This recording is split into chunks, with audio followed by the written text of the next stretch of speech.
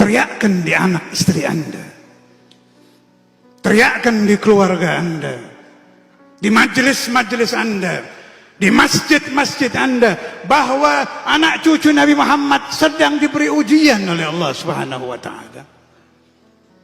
Ujian yang luar biasa, bukan menusuk badan tetapi menusuk perasaan. Satu cucu Nabi disakiti, satu ya akhi, satu saja cucu Nabi disakiti, yang menangis Nabi besar Muhammad sallallahu alaihi wasallam, yang menangis Sayyidatuna Fatimah Zahra, yang menangis Sayyidah Khadijah Al-Kubra, apalagi ini jami'ul habaib, wala haula wala quwata illa billah.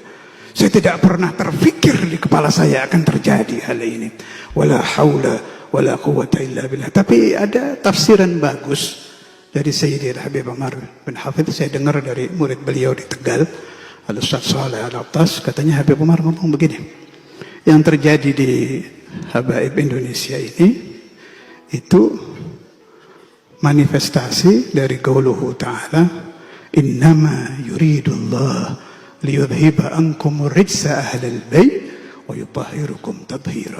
Jadi Allah membersihkan para habaib ya dengan cacian berjamaah ini.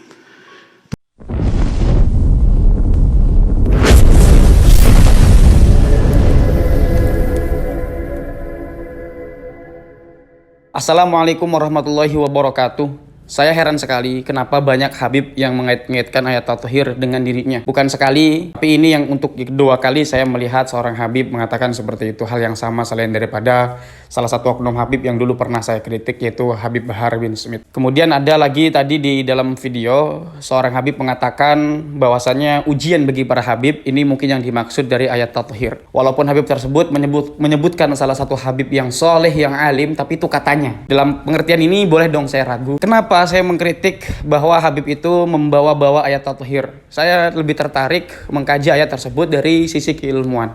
Kita akan melihat bagaimana para ulama memandang ayat tersebut, yaitu innama yuridullahu liyudhiba ankumur rijsa ahlal baiti wa yutahhirakum tathhira.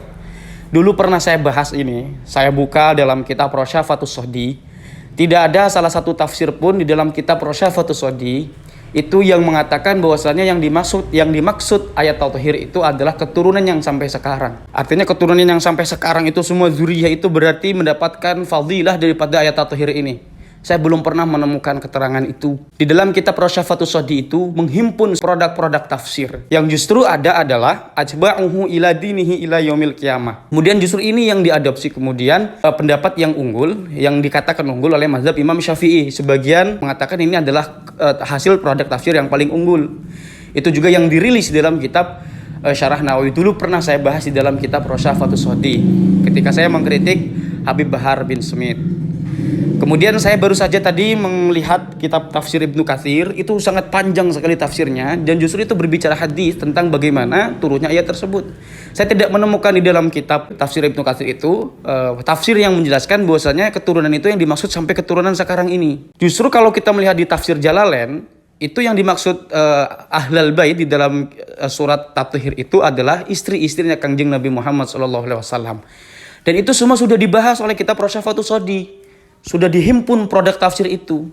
Dan di dalam kitab Rosyafatus Sodi itu menghimpun 6-7 kalau tidak salah produk tafsir yang sama sekali tidak ada satupun produk tafsirnya yang menjelaskan bahwasanya ahlul bait di situ adalah keturunan yang sampai sekarang. Seandainya Habib itu adalah keturunan. Ya, kita tidak membahas tentang apakah Habib itu keturunan atau bukan, ya. Biarkan itu masuk dalam wilayah kajian yang lain. Ya, bagi teman-teman yang meyakini bahwa Habib itu zuriyah, mangga. Yang tidak pun silahkan, ya. Dan toh itu sudah dibahas juga oleh Habib Quraisy Shihab atau Habib Quraisy Shihab, Profesor Habib Quraisy Shihab, hafizahullahu. Beliau adalah orang alim dari kalangan Ba'alawi yang sangat saya hormati, yang sangat saya muliakan dengan kealimannya. Beliau mengatakan bahwasanya jangan larang seseorang meyakini apakah seseorang yang lain itu zuriyah atau bukan. Pandangan yang sangat bijak sekali. Dulu beliau kan pernah mengangkat suara tentang itu, ya. Kira-kira begitu. Jadi kita balik lagi dengan ayat tadi, dengan pembahasan tadi ayat tathhir, ya. Adapun faslun fi ahli baitin Nabi sallallahu alaihi wasallam. Coba kita rujuk, coba kita baca di sini tentang siapakah ahlul bait itu. Soal manhum ahlu baitin Nabi sallallahu alaihi wasallam. Ahlu baitin Nabi hum ahlul kisai, ya. Jadi ahlul bait itu adalah ahlul kisai, Fatimatu wa Aliun wa Hasanun wa Husainun, dan termasuk daripada ahlul bait juga adalah istri-istri Nabi Muhammad sallallahu alaihi wasallam radhiyallahu taala anhum, wa banu Hashimin wa banul Mutallibi al mawjuduna fi zamanihi sallallahu alaihi wasallam. Ini dalam bab fadilah, Pak, ya.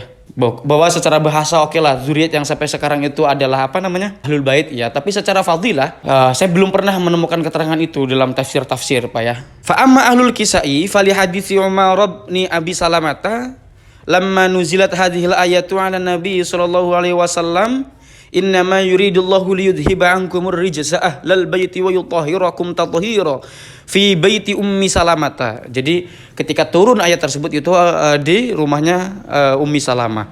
Fada'a Fatimata wa Hasanan wa Husainan fajallalahum bikisain wa Aliyun khalfa dhahrihi. Fajallalahu, ya. Jadi Nabi Muhammad itu di rumah Ummi Salamah memanggil tadi yang disebut Fatimah, Hasan, Husain, kemudian ditutup dengan kain kisah. Waliun khalfa dhahrihi, Sayyidina Ali ada di belakangnya ditutupi dengan kain kisah itu. Itu asbabun nuzul turunnya ayat tathhir. Jadi inilah yang melatar belakangi para ulama yang dimaksud ahlul bait di situ dalam perspektif fadilah adalah ahlul kisai. Ada memang ahlul kisai. Kemudian ada juga yang menyebutkan ahlul bait itu adalah zaujatun Nabi, ahlul kisai dan istri-istrinya. Ada yang juga istrinya saja, ada juga atba'uhu ila dinihi ila yaumil qiyamah. Semuanya, semua orang yang mengikuti Nabi Muhammad sampai hari kiamat. Jadi ketika ada produk-produk tafsir begini, siapapun yang merasa dirinya zuriyah, baik Habib maupun bukan Habib, jangan dipaksakan ayat ini seolah-olah untuk dirinya. Karena repot, Pak, kalau Islam dimaknai atau diartikan seperti ini. Bagaimana dengan orang luar sana? Orang Eropa, orang Amerika, orang Afrika, dari luar benua sana. Apalagi kita hidup sekarang di era modern. Ketika kita cara beragamanya seperti ini, apa komentar mereka kira-kira nanti? Seolah-olah di dalam agama Islam ini adalah ada kasta yang sangat besar sekali, yang sangat kontras sekali, yang menciptakan ketimpangan, bahkan sampai ranah sosiologi. Ada ras yang dimuliakan, ada ras yang tidak dimuliakan. Mereka akan bertanya-tanya, kok Islam seperti itu ajarannya? Kalau kita paksakan seandainya mengkapitalisasi ayat untuk kepentingan sendiri. Mungkin saya salah, ya. Dan saya tidak mengatakan Habib tersebut telah mengkapitalisasi ayat tersebut. Tapi jika yang dimaksud Habib ini adalah ayat tathhir itu adalah khusus untuk Habib, atau yang bukan Habib atau sampai zuriat yang sekarang manapun, maka saya komparasikan dengan tafsir-tafsir yang tadi tentang ahlul bait itu. Mungkin ada pandangan ulama yang menyatakan yang dimaksud ahlul bait itu sampai sekarang. Tapi ketika ada dua tafsir yang semacam ini, ketika orang mengikuti tafsir manapun, kita jangan larang, Pak, ya. Gitu kira-kira, ya. Mungkin saya banyak salah. Mungkin itu saja yang dapat saya sampaikan. Hadanallahu wa iyyakum ajma'in. Mudah-mudahan ada manfaatnya walaupun satu huruf. Wassalamualaikum warahmatullahi wabarakatuh.